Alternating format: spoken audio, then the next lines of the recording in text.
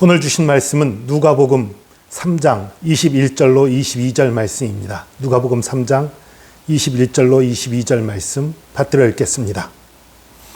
백성이 다 세례를 받을새 예수도 세례를 받으시고 기도하실 때에 하늘이 열리며 성령이 비둘기 같은 형체로 그 위에 강림하시더니 하늘로부터 소리가 나기를 너는 내 사랑하는 아들이라 내가 너를 기뻐하노라 하시니라. 아멘. 백성들이 그 세례 요한의 그 선포를 듣고 회개하라는 선포를 듣고 수많은 백성들이 나와서 세례 요한에게 세례를 받습니다. 그때 예수님도 세례 요한에게 나왔어요. 그래서 예수님조차도 세례 요한에게 세례를 받는 거예요. 이 누가복음에는 이렇게 짧게 나와 있지요. 그런데 마태복음엔 이 장면이 좀 길게 나와 있습니다.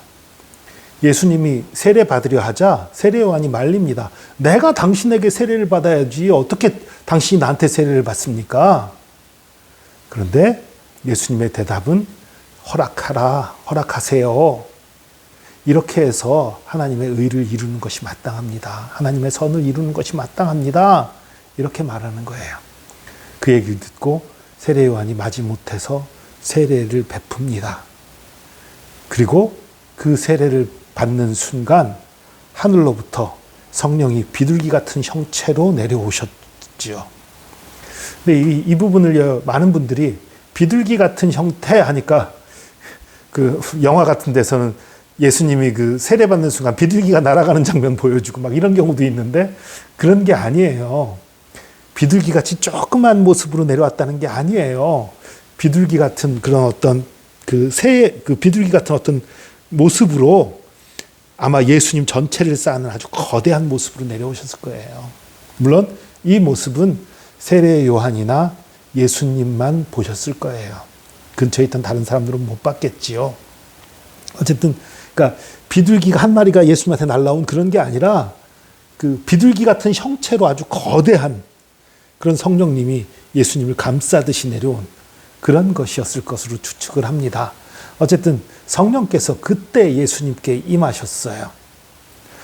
그러면 그때까지는 예수님이 그 자신이 하나님의 아들인지도 몰랐나요? 몰랐을 수도 있어요. 저는 오히려 몰랐을 거라고 생각을 해요.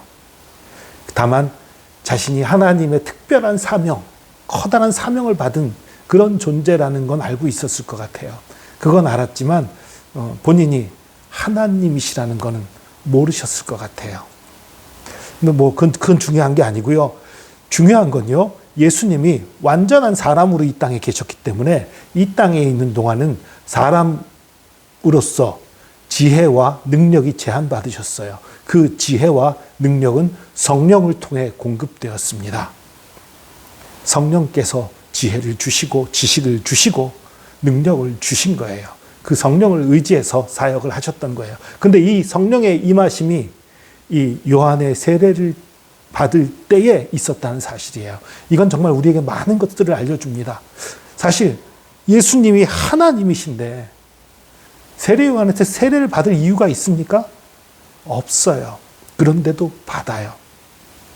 여러분, 이것은요, 하나님께서요, 이 땅의 질서들을 소중히 여기시고 그 질서들을 무조건 깨기를 원하시지 않는다는 걸 보여주시는 거예요. 이 세상의 질서 안에서 또 하나님의 일을 하는 사람들의 영적인 권위들 안에서 일해야 된다는 걸 보여주는 거예요. 가끔 그런 사람들이 있어요. 저 사람보다 내가 더 뛰어난데 왜 저 사람 말을 내가 들어야 돼? 아니에요. 하나님 나라에서 그렇게 일하지 않습니다. 예수님이 세례요한보다 뛰어나지만 세례요한에게 세례를 받는 거예요. 이게 정말 하나님의 사람들이 일하는 방식입니다. 나보다 더 못하냐 뛰어나냐가 아니에요. 하나님이 어떻게 우리가 선을 이루기를 원하신가? 어떻게 우리가 하나 되기를 원하시는가? 어떻게 하나님의 일을 합력하여 선을 이룰 것인가? 이것이 우리의 관심이 되어야지, 저 사람은 나보다 못하니까 저 사람 무조건 내 말 들어야 되고, 나는 저 사람보다 뛰어나니까 나는 저 사람 위에 있어야 되고, 저 사람 나보다 높으니까 내가 저 사람 말 들어야 되고, 이런 관계가 아닌 거예요. 우리 이걸 분명히 알아야 됩니다. 예수 안에서 우리는 서로 협력하는 것이고요. 서로 존중하고 존경하는 것입니다. 제가 한 번은 그런 일이 있어요. 제가 사역하던 제가 부교육자로 일하던 교회에서 사임을 하고 제가 아주 존경하는 중앙대학교 다닐 당시에 은사님이신 최재선 홍관옥 목사님 부부가 있는 교회에 한번 갔었어요. 그런데 그때 정말 저로서는 아주 놀라운 그런 태도를 보여주셨어요. 보통 제자 목사가 왔는데 그러면 성도들한테 소개를 할 때 이렇게 할 수 있겠지요. 아주 훌륭한 분입니다. 여기까지는 얘기할 수 있겠지요. 아주 뛰어나고 신실합니다. 뭐 여기까지는 말해줄 수 있겠지요. 그런데 그때 홍관옥 목사님이 어떤 표현을 썼냐 하면 뭐 아주 훌륭하고 어쩌고 그런 말들 다 기억이 안 나요. 그런 말을 했던 것 같은데 잘 기억 안 나요. 근데 이런 말을 했어요. 내가 존경하는 목사님입니다. 그 말 듣고 정말 충격받았어요. 제가 정말 별 볼 일 없는 사람이라고 생각하는 것 때문에 충격받은 것도 있지만 아니 까마득한 후배고 제자인데 이분들이 중앙대학교 선배기도 해요. 25년 내지 30년 선배인 분들이에요. 학교에서도 선배고 또 제가 중앙대학교 다닐 때 그분들에게 성경을 배웠고 말씀을 배웠고 또 목사로서도 그분들이 선배이고 그런데 저를 향해 쓰는 성도들에게 소개하는 표현 중에 존경한다라는 표현을 쓰시더라고요. 깜짝 놀랐어요. 야, 이분들이 이렇게 겸손하니까 하나님이 쓰시는구나. 정말 별것 아닌 제자들을 향해서 존경한다는 표현을 쓰는 스승. 이거 정말 이런 자세, 이런 마음을 가진 사람들을 하나님이 쓰시는 거예요.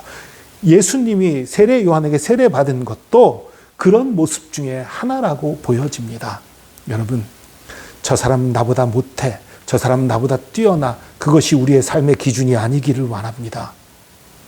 저 사람도 하나님 앞에 귀한 사람, 나도 하나님 앞에 귀한 사람, 우리가 합력해서 선을 이루어야 하는 사람, 서로 존중하고 존경하면서 합력해야 될 사람, 그렇게 인식하는 인식이 우리 가운데 필요한 것입니다.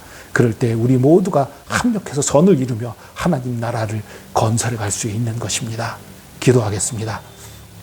주님, 자신보다 못한 세례 요한에게 세례 주기를 청하시는 예수님, 그리고 그렇게 세례 받을 때 그것을 기뻐하시며 성령을 한없이 부어주시고 하나님의 역사를 드러내시기 시작한 하나님의 그 모습을 보며 우리가 깨닫습니다.